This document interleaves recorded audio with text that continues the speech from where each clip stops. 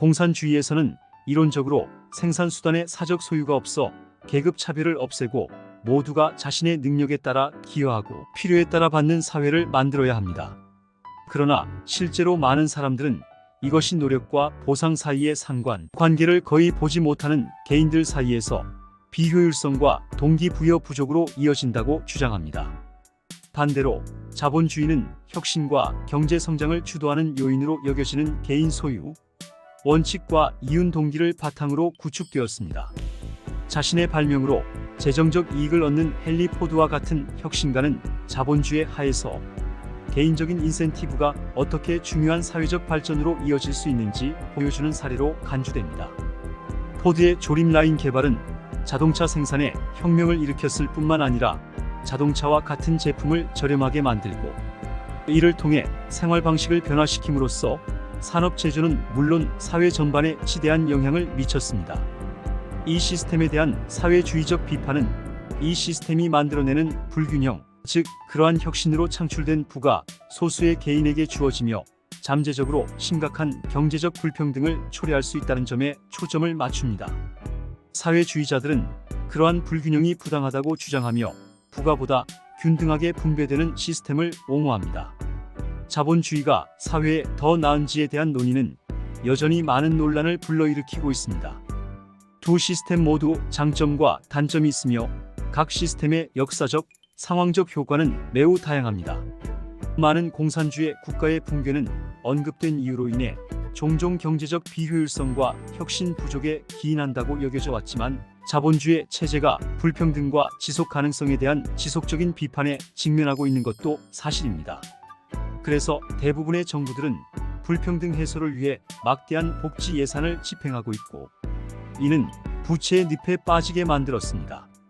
이러한 상황을 벗어나려는 방법으로 중앙은행 디지털 통화 CBDC와 같은 디지털 통화로의 전환과 관련된 정부의 감독, 강화와 이에 따른 잠재적 금융 통제를 경계하는 사람들 사이에는 상당한 우려가 있습니다.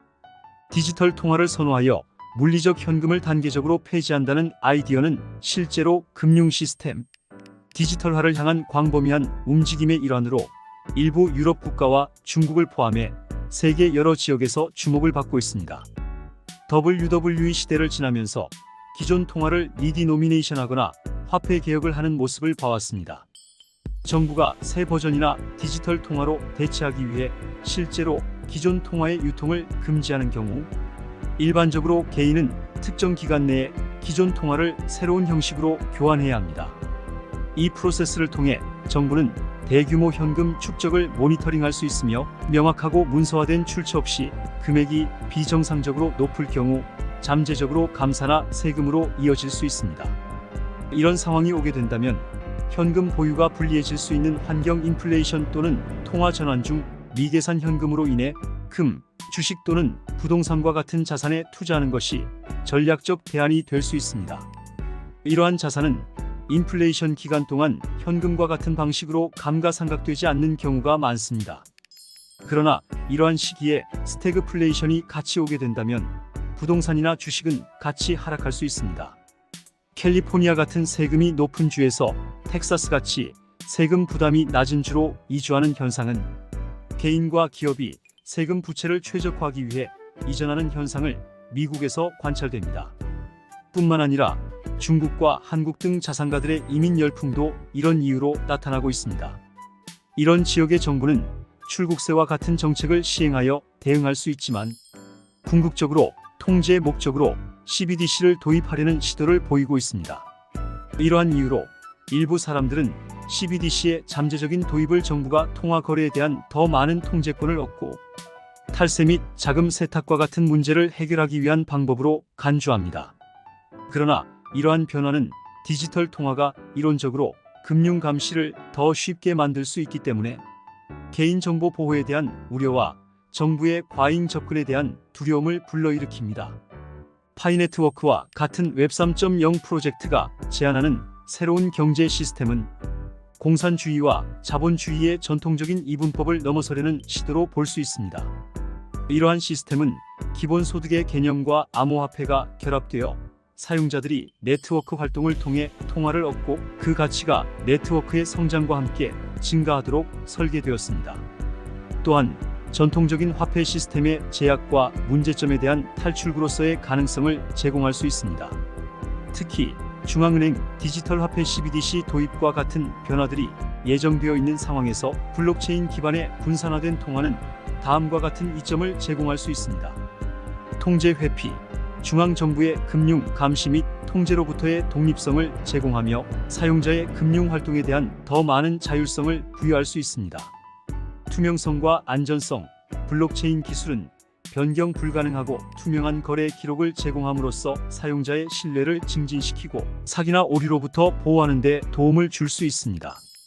국제적 유동성, 전통적인 화폐 시스템과 달리 암호화폐는 국경을 넘는 거래를 간소화하며 국제적인 자금 이동에 대한 장벽을 낮춤으로써 글로벌 경제 활동을 촉진할 수 있습니다. 비용 및 접근성, 은행 계좌를 개설할 수 없거나 원하지 않는 사람들도 암호화폐를 통해 디지털 경제에 참여할 수 있으며 거래 비용을 절감할 수 있습니다. 파이코인의 미래와 그 역할에 대한 더 깊은 이해를 위해 지속적인 관찰과 분석이 요구됩니다. 이를 통해 기존 금융 시스템의 한계를 극복하고 보다 포괄적이고 접근 가능한 금융 생태계를 구축하는 데 기여할 수 있을 것입니다. 오늘 말씀드릴 핵심은 파이코인은 전통적인 자본주의 시스템과 다른 독특한 경제적 관계와 특성을 가지고 있다는 점입니다.